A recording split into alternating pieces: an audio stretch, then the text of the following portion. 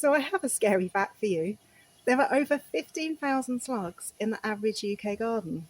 Yeah, that's right, 15,000.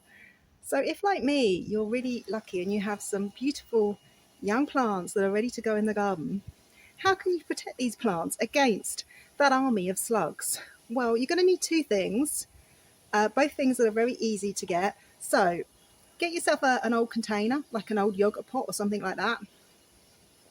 Get yourself down to the supermarket and buy the cheapest beer you can find, anything on offer. Slugs are not connoisseurs. So I have here some lovely beer from the famous beer region of Mallorca. So I think the less said about that, the better probably, but the slugs do seem to like it. The next step is very simple. You take your plastic pot and you dig a small hole on the edge of your beds. Now, it's important to make sure it's on the edge of the beds.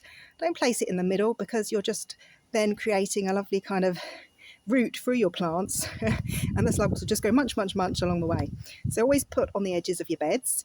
And another really important thing is make sure you don't dig it so it's completely flat with the soil. Have a little bit of a step up. And the reason why you do that is it will protect other creatures in your garden from accidentally falling in the slug trap. Don't worry about the slugs, they can still get in.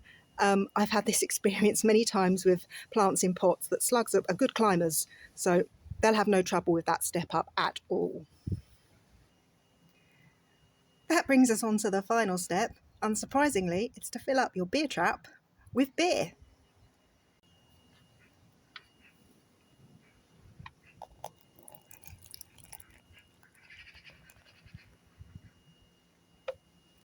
So there you have it.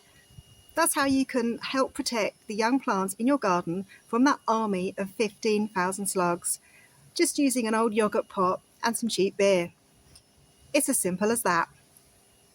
Let me know how you get on in the comment section.